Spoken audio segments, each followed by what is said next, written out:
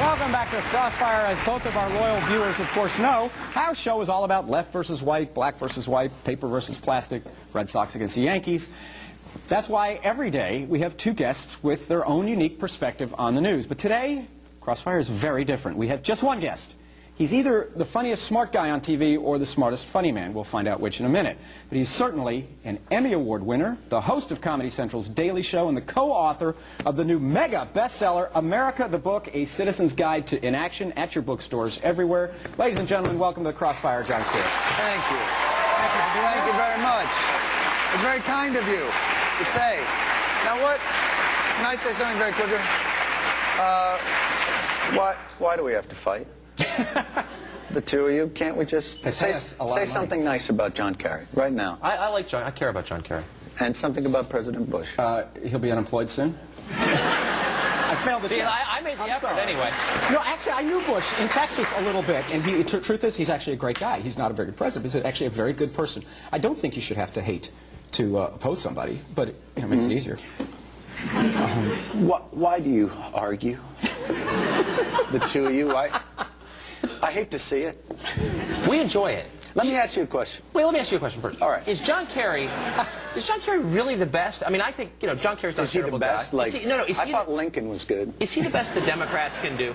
Is he the best the Democrats can do? Yeah, this year. I'd always thought in a democracy, and again, I don't know, I've only lived in this country, that there's a process, what they call them, primaries. Right. And they don't always go with the best, but they go with whoever won. So is he the best? According to the process. Right, but of the 9 guys running, who do you think was best? Do you think he was the best? The most impressive? The most impressive? Yeah.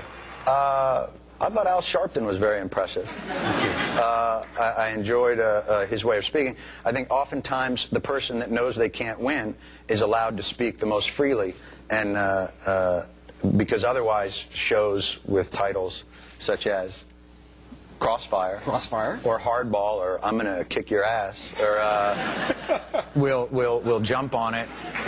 In many ways, it's funny, you know, and I made a special effort to come on the show today because I have privately amongst my friends and also in occasional newspapers and television shows mentioned this show as being bad. And I felt that wasn't fair, and I should come here and tell you that I don't. It's not so much that it's bad as it's hurting America. So I wanted to come here today and say, wait. Here's just what I wanted to tell you guys. Yeah. Stop. Stop hurting America. Okay. The thing is, we need your help. Right now you're helping the politicians and the corporations, and we're left out there to mow our lawns. You just said we're too rough on them when they make mistakes. No, you're not too rough on them. You're part of their strategies. You're partisan, what do you call it, hacks.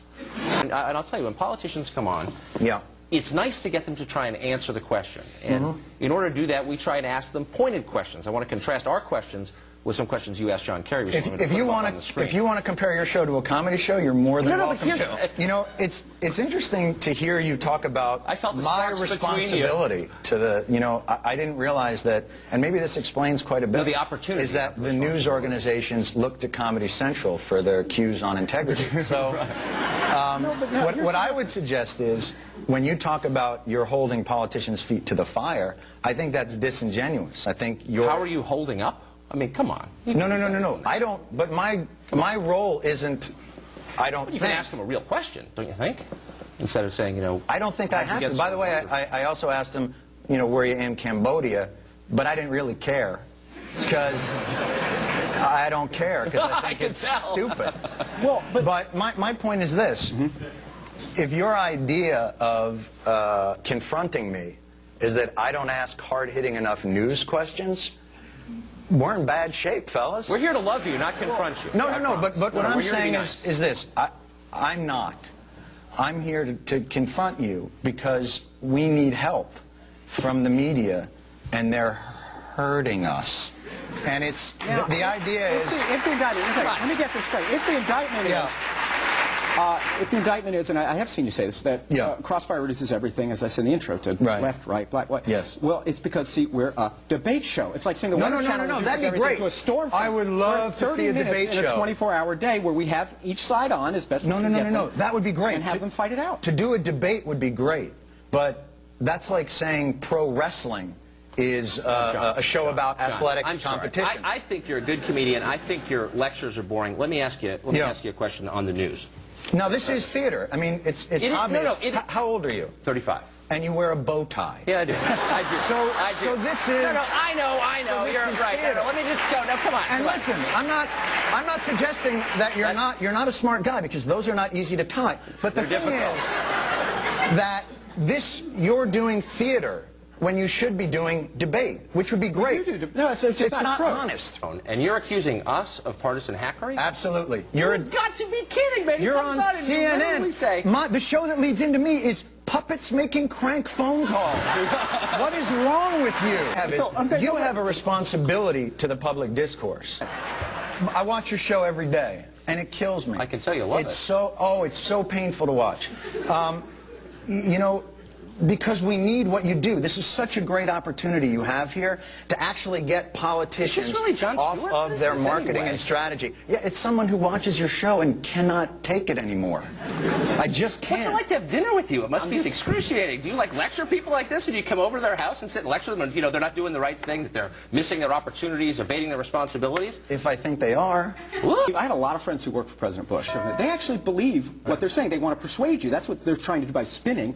But I don't doubt for a minute these people who work for President Bush, who I disagree with and everything, they believe that stuff, John. This is not a lie or deception at all. I think they believe in him. I think they believe, just like I believe in my guys. I think they believe President Bush would do a better job, and I believe the Kerry guys believe President Kerry would do a better job. But what I believe is they're not making honest arguments. So what they're doing is, in their mind, the ends justify the means.